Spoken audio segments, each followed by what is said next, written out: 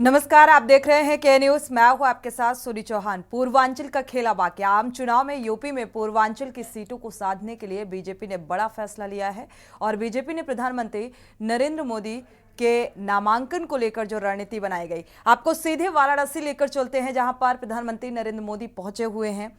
नामांकन आज दाखिल करने के लिए, यानी कि तीसरी बार यहां से उम्मीदवार के तौर पर प्रधानमंत्री नजर आ रहे हैं। और ये बेहद अहम तस्वीरें भी सामने आ रही हैं। नामांकन की प्रक्रिया को पूरे करने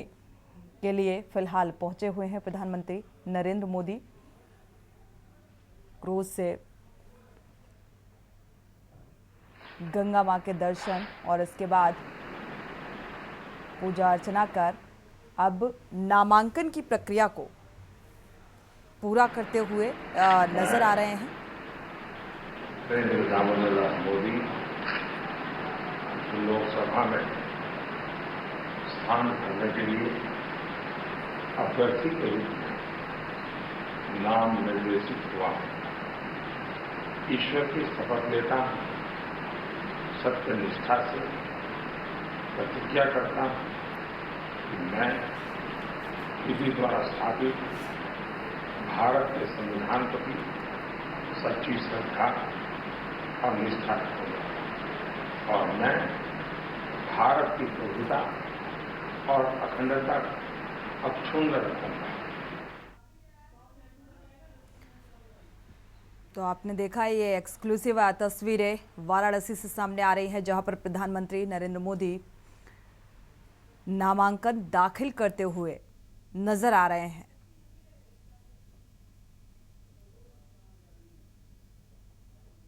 क्योंकि वाराणसी जो सीट है वो बेहद अहम, देश की 18वीं लोकसभा में एनडीए को 400 पार का जो दावा है वो पहुंचाने के लिए नामांकन प्रक्रिया को पूरा करने के बाद फिलहाल ये आप तस्वीरें देख पा रहे हैं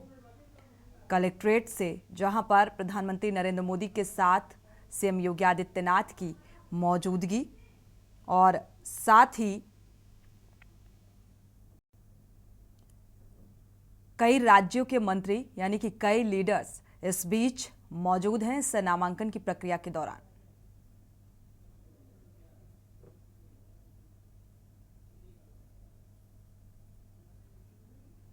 तो पूरे शास्त्रीय विधान को ध्यान में रखते हुए आज का दिन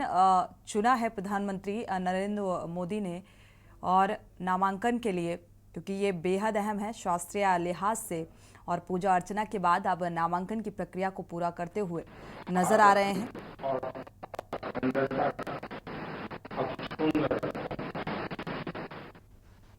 तो काल भैरव के दर्शन करने के बाद इजाजत लेकर वो नामांकन दाखिल करने की प्रक्रिया को पूरा करते हुए नजर आ रहे हैं।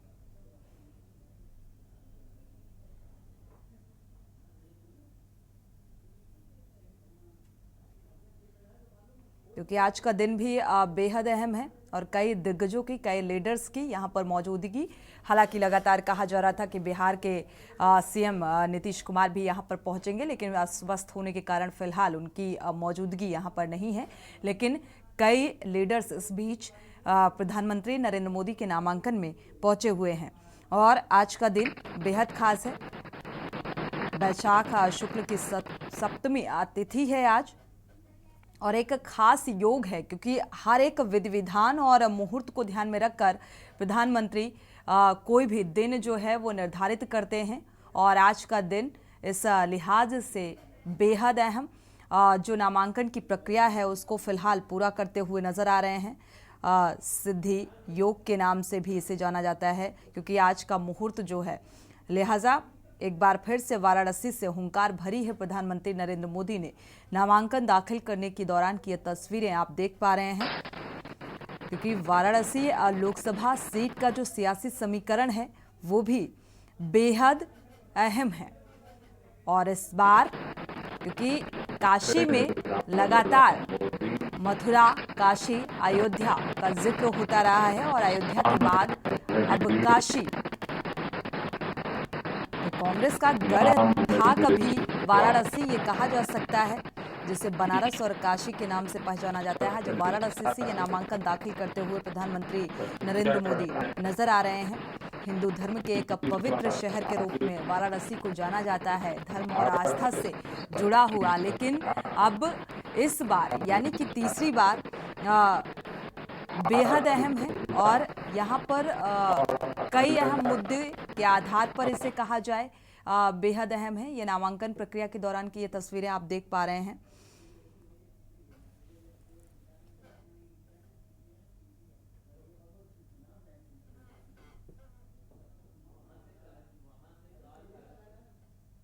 तो लोकसभा सीट बीजेपी के सबसे बड़ी सीटों में से एक मानी जाती है और खुद प्रधानमंत्री यहां से चुनावी मैदान में हैं,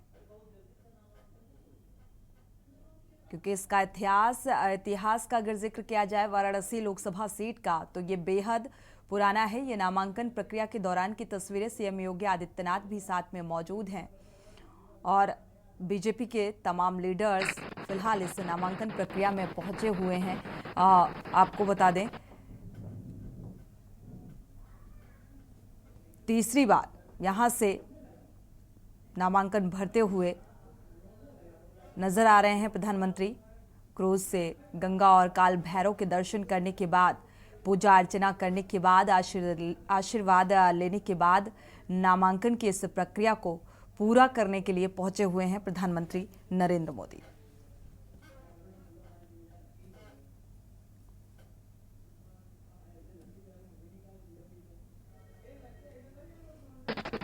तो 1957 में ये अस्तित्व में आई वाराणसी लोकसभा सीट और 1957 में अस्तित्व में आने के बाद आम चुनाव में कांग्रेस ने यहां पर जीत हासिल की और इसके बाद कांग्रेस के जो उम्मीदवार रहे रघुनाथ सिंह निर्दलीय प्रत्याशी के तौर पर 71,000 से ज्यादा मतों से यहां जीत हासिल की। यानी कि एक लंबे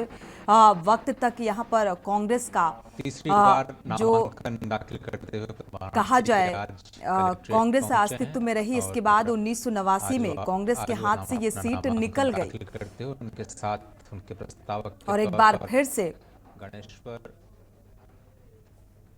और तीसरी बार ये नामांकन दाखिल करते हुए नजर आ रहे हैं प्रधानमंत्री नरेंद्र मोदी, क्योंकि 1991 में यहां पर भारतीय जनता पार्टी ने यानी कि बीजेपी ने इस सीट पर दस्तक दी। 90 के दशक में वाराणसी सीट पर अपनी आमद दर्ज कराई और पहली बार बीजेपी के शीश चंद्र दीक्षित ने माकपा के राजकिशोर के साथ 40,000 वोटों से उन्हें हराया और यहां पर जीत हासिल की। इसके बाद लगातार कहा जाए एक बार फिर से 2004 में कांग्रेस की वापसी हुई। फिलहाल ये बेहद अहम तस्वीरें सामने आ रही हैं। विकी डे का रुख कर लेते हैं, संवाददाता इसी खबर पर जुड़े हुए हैं। विकी डे, विक्की, अगर देखा जाए वाराणसी में फिलहाल क्या कुछ माहौल ऐसा नामांकन के दौरान नजर आ रहा है, क्योंकि प्रधानमंत्री नरेंद्र मोदी पूजा अर्चना करने के बाद, काल भैरव के दर्शन करने के बाद नामांकन की प्रक्रिया को पूरा करते हुए नजर आ रहे हैं, क्या अपडेट? बिल्कुल, आपको बता दें कि प्रधानमंत्री नरेंद्र मोदी जो है कलेक्ट्रेट ऑफिस में जब पहुंचे, यहाँ पे जो मुहूर्त था गणेश्वर शास्त्री द्वारा दिया गया था 11:40 का जो मुहूर्त था, उससे पहले प्रधानमंत्री नरेंद्र मोदी यहाँ पे कलेक्ट्रेट ऑफिस में पहुंचे और अब जो है उन्होंने नामांकन कर चुके हैं और उनके इस दौरान नामांकन के दौरान जो उनके प्रस्तावक थे जो 4 वो पीछे मौजूद थे और उनके साथ ही जो यहाँ पे अंदर की बात करें कलेक्ट्रेट ऑफिस में जो 20 सीएम थे, 12 राज्य के जो सीएम थे वो थे और 20 केंद्रीय और राज्य मंत्री भी मौजूद थे। तो अब जो है आज तीसरी बार प्रधानमंत्री नरेंद्र मोदी बीजेपी के जो प्रत्याशी बनाए गए थे, तीसरी बार आज नामांकन दाखिल कर चुके हैं और यहाँ पे बाहर की बात करें कलेक्टर ऑफिस के बाहर बड़ी संख्या में जो बीजेपी के समर्थक है वो यहाँ पे मौजूद है और बैरिकेडिंग के बाहर बेसब्री से इंतजार कर रहे कि कब अपने प्रधानमंत्री को देखे वो नामांकन। बिल्कुल विक्की, अगर देखा जाए कितना और वक्त इस प्रक्रिया को पूरा करने में अभी लगने वाला है, साथ ही सीएम योगी आदित्यनाथ भी इस बीच मौजूद नजर आ रहे हैं और लगातार कहा जा रहा था कि करीब 20 राज्यों के जो मंत्री हैं और सीएम हैं उनकी मौजूदगी यहाँ पर रहेगी। वो तमाम लीडर्स यहाँ पर बीजेपी के इस नामांकन प्रक्रिया के दौरान नजर आएंगे, तो किस किस की मौजूदगी यहाँ पर नजर आ रही है?